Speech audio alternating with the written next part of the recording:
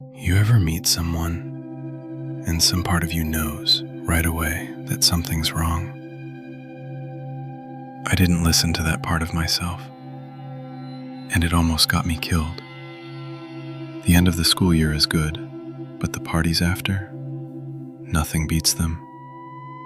After high school, my friends scattered, colleges across the state, some further, me included, 8 hours away, 2 states over.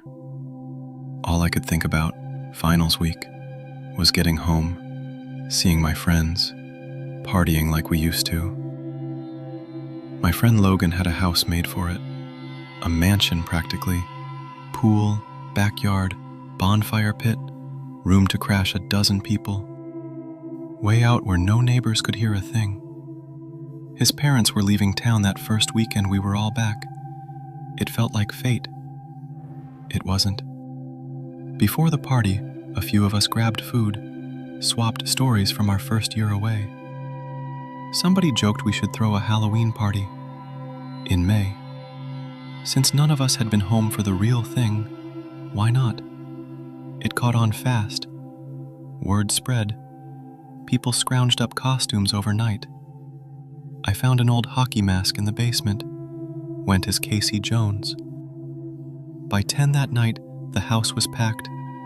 More people than we'd invited. Always more people than we'd invited.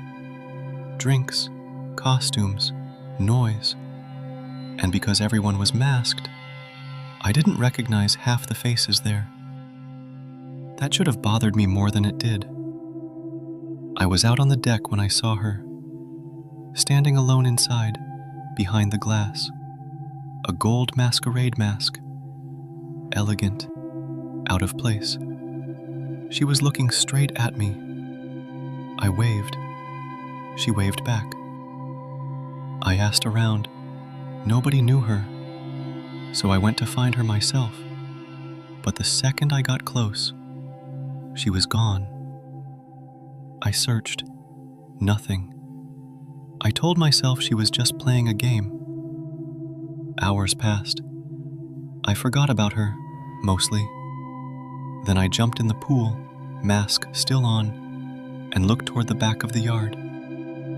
There she was again, walking toward the tree line. Logan's yard had no fence, just grass, and then forest. I called out to her. She didn't stop. When she reached the trees, she turned and waved. She motioned for me to follow.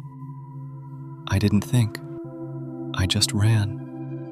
By the time I reached the trees, she was gone again. Out there, the party noise barely reached me at all. I stood at the edge, soaked, freezing, still in nothing but a bathing suit and a plastic mask. I called her name, except I didn't even know her name. I was ready to give up. Then I heard her voice, soft, close. Don't go back yet. Come find me first. I stepped into the trees. A branch snapped to my left. Her voice came from my right. I'm over here.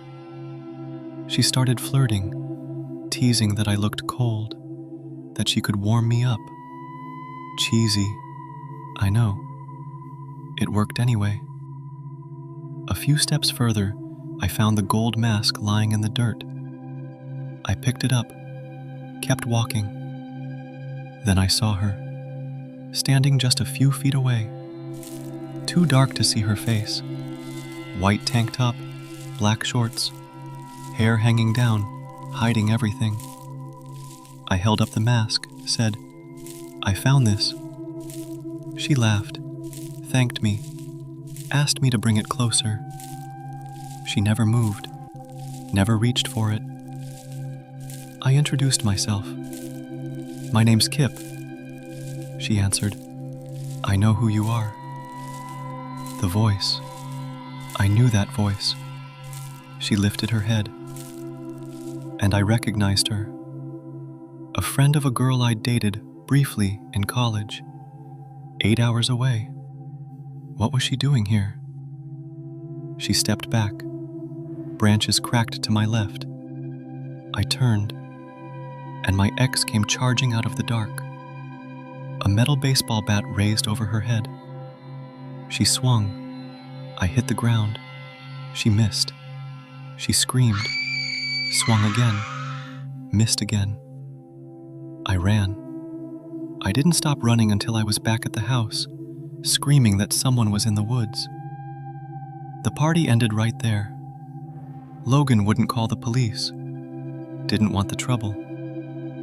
I sat by the window until sunrise, watching the tree line, certain someone was still standing there in the dark. She'd driven 8 hours to find me in the woods with a bat. We'd dated a few weeks, that's all. She used to check my phone, my emails, ask why I was 2 minutes late getting back to my dorm. I ended it because it felt like too much. I never thought too much could turn into this. She never came back to that college. I never saw her again. I stopped drinking, stopped partying the way I used to. Be careful what you say to people. What feels harmless to you might not feel harmless to them.